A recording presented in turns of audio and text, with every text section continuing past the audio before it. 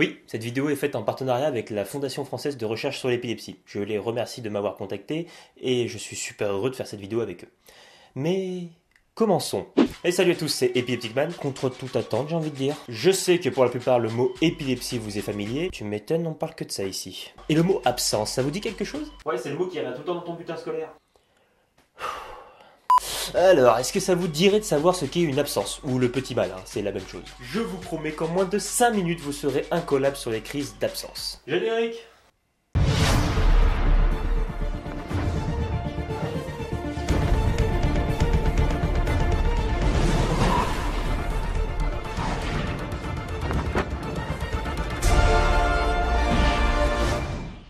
Une crise d'épilepsie est une manifestation d'un fonctionnement anormal aigu, ça c'est clair, et transitoire de l'activité électrique du cerveau. Une crise d'épilepsie c'est temporaire, c'est ce que ça veut dire, voilà. Cette manifestation, que l'on peut caractériser de bug général ou partiel, peut se traduire par une quantité astronomique de symptômes, parmi lesquels on retrouve les absences. Une absence est bel et bien une crise d'épilepsie, hein, comme son nom l'indique si vous n'avez pas encore compris. Ouais, c'est bien à vous que je parle. Ça, c'est une caméra. T'occupe. Une absence épileptique se traduit par une altération partielle, un arrêt total ou alors encore une atténuation de la conscience. On estime qu'une crise d'absence dure entre 5 et 15 secondes. Ah, et puis j'oubliais, c'est rare mais ça peut aussi durer beaucoup plus longtemps. Chez certaines personnes, les crises d'absence peuvent durer plus de 30 secondes.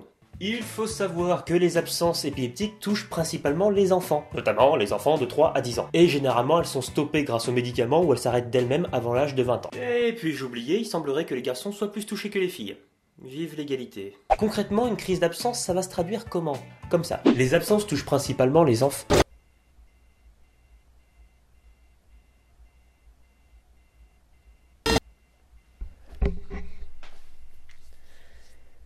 Voilà, il n'y a rien qui prévient la crise, c'est soudain, c'est spontané, on se fige pendant 5 secondes, on ne parle pas, on ne bouge pas, on ne pense pas, on ne fait rien. Et généralement, on revient à soi d'un coup sans savoir qu'on a fait une crise et sans s'en souvenir. Vous comprenez alors que le diagnostic est vraiment très difficile à faire, surtout chez les enfants. Et oui, il n'est pas rare qu'un enfant soit dans la lune sans pour autant faire des crises d'épilepsie.